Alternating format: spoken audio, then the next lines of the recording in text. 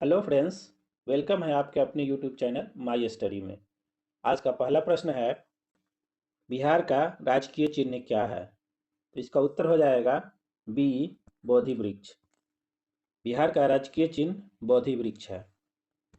अगला प्रश्न है, बिहार का उच्च न्यायालय कहाँ स्थित है? इसका उत्तर है बी, पटना। बिहार में उच्च न्यायालय पटना में स्थित है, जिसकी स्थापना 3 फरवरी 1916 को हुई थी। अगला प्रश्न है, 2011 की जनगणना के अनुसार बिहार में शिक्षित व्यक्तियों की संख्या है। तो इसका उत्तर है बी, 5,25,04,553। 2011 की जनगणना के अनुसार बिहार में शिक्षित व्यक्तियों की संख्या 5,25,04,553 है। अगले प्रश्न को देखते हैं। अगला प्रश्न है, बिहार में कितने प्रतिशत लोग कृषि पर निर्भर है? इसका उत्तर है डी, 86%। बिहार के 86% लोग कृषि पर निर्भर है। अगला प्रश्न है, निम्नलिखित में किस स्थान पर अशोक के अभिलेख मिलते हैं? तो इसका उत्तर है डी, उपरोक्त में सभी। अगला प्रश्न है, विक्रमशिला विश्वविद्यालय कहाँ स्थित है? तो इसका उत्तर है सी, भागलपुर। 8वीं शताब्दी में पाल वंश के शासक धर्मपाल द्वारा बिहार प्रांत के भागलपुर में विक्रमशिला विश्वविद्यालय की स्थापना की गई। अगला प्रश्न है, नालंदा विश्वविद्यालय को किसने नष्ट किया? इसका उत्तर है ए, बख्तियार खिलजी। नालंदा विश्वविद्यालय को मोहम्मद गौरी के सेनापति बख्तियार खिलजी ने नष्ट किया। अगला प्रश्न है, किस मुगल शासक ने बिहार को सर्वप्रथम अपने राज्य में मिलाया था? तो इसका उत्तर है सी, अकबर। अकबर बिहार को अपने राज्य में मिलाने वाला पहला मुगल शासक था। अगला प्रश्न है, निम्नलिखित में कौन सा बिहार का जनजातीय विद्रोह है? इसका उत्तर है डी, उपरोक्त में सभी। मुंडा विद्रोह, कोल विद्रोह और संथाली विद्रोह ये सभी बिहार के जनजातीय विद्रोह हैं। अगला प्रश्न है, अंग्रेजों ने स्वतंत्रता आंदोलन के दौरान किस नेता को जिंदा या मुर्दा पकड़ने वाले को इनाम देने की घोषणा की थी? इसका उत्तर है बी, जयप्रकाश नारायण।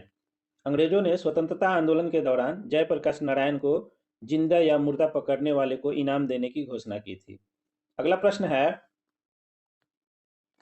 बिहार विधानसभा में कितनी सीटें हैं? इसका उत्तर है डी, 243।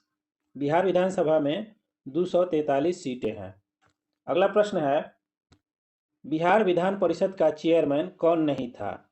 इसका उत्तर है डी, एम हिदायतुल्लाह खान।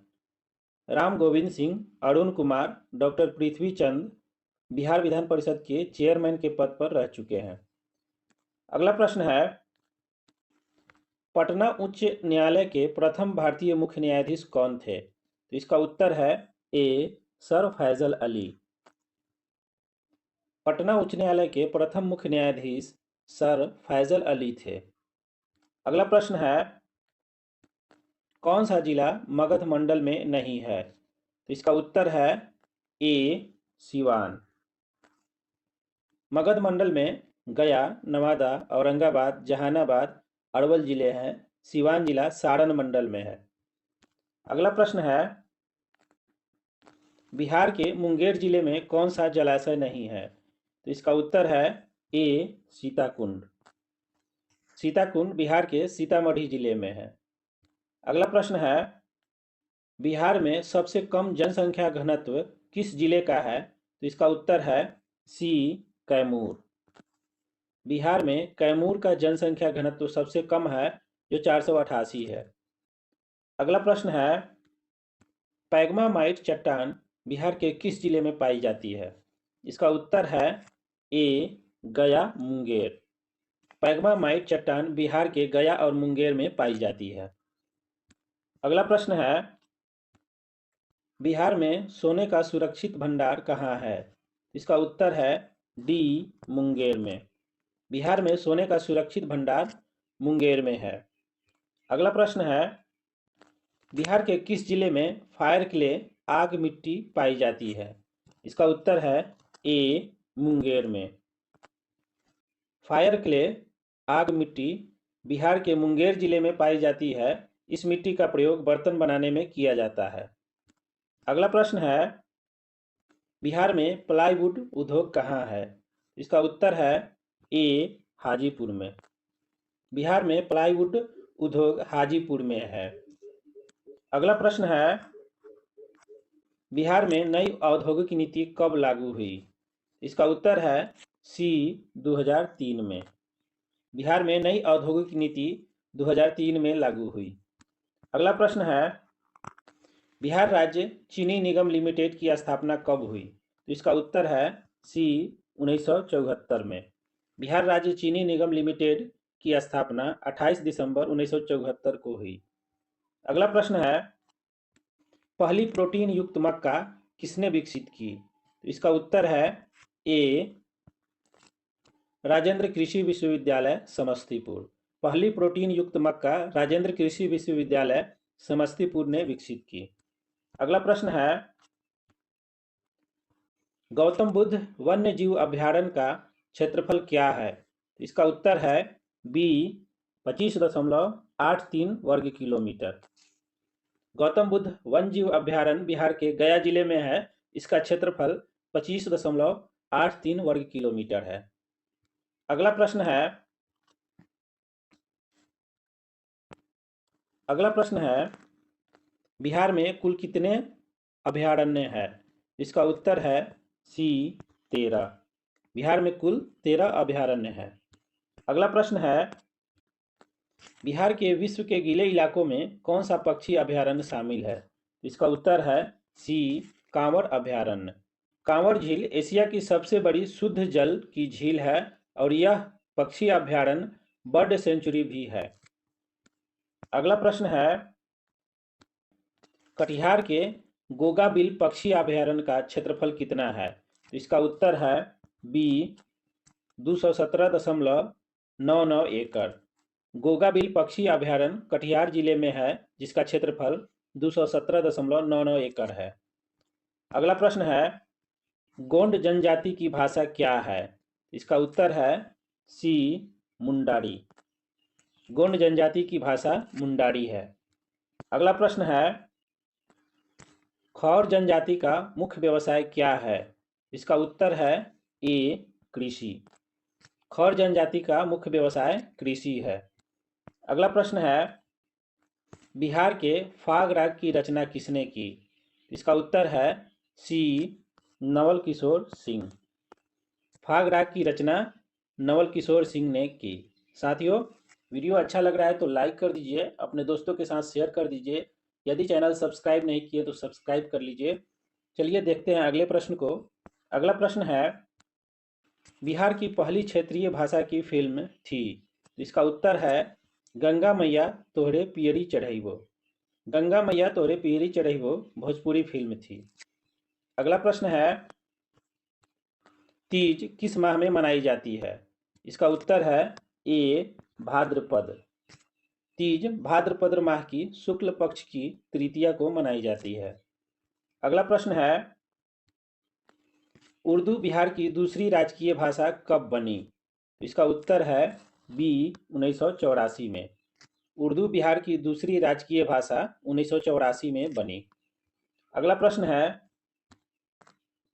किस भाषा को डॉक्टर ग्रियर्सन चिक्का चिक्की कहा? इसका उत्तर है बी, अंगिका को। अंगिका को डॉक्टर ग्रियर्सन ने चिक्का चिक्की कहा। अगला प्रश्न है, बंधुआ श्रम पुनर्वास कार्यक्रम के हिस्से के रूप में राज्य सरकार प्रत्येक मजदूर को अपने पुनर्वास के लिए कितना खर्च करती है? तो इसका उत्तर है सी, 3125 रुपये। बंधुआ श्रम पुनर्वास कार्यक्रम के हिस्से के रूप में राज्य सरकार प्रत्येक मजदूर को अपने पुनर्वास के लिए 3125 रुपये खर्च करती है। अगला प्रश्न है, बिहार में नदी प्रदूषण का मुख्य कारण क्या है? इसका उत्तर है डी, उपरोक्त में सभी। औद्योगिक अपशिष्ट, शहरों का कचरा, नदी के किनारे जानवरों को धोना बिहार में नदी प्रदूषण का मुख्य कारण है? अगला प्रश्न है, बिहार राज्य प्रदूषण निवारण बोर्ड की स्थापना कब हुई? इसका उत्तर है बी 1974 में। बिहार राज्य प्रदूषण निवारण बोर्ड की स्थापना 1974 में हुई। अगला प्रश्न है RCH का मुख्य उद्देश्य क्या है? इसका उत्तर है ए माँ के स्वास्थ्य और बच्चे के अस्तित्व में सुधार करने के लिए। RCH का मुख्य उद्देश्य माँ के स्वास्थ्य और बच्चे के अस्तित्व में सुधार करना है। अगला प्रश्न है,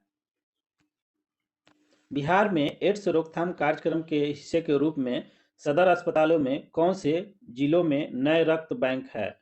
इसका उत्तर है ए नालंदा, कटिहार, वैशाली। बिहार में एड्स रोकथाम कार्यक्रम के हिस्से के रूप में नालंदा, कटिहार, वैशाली सदर अस्पताल में नए रक्त बैंक है।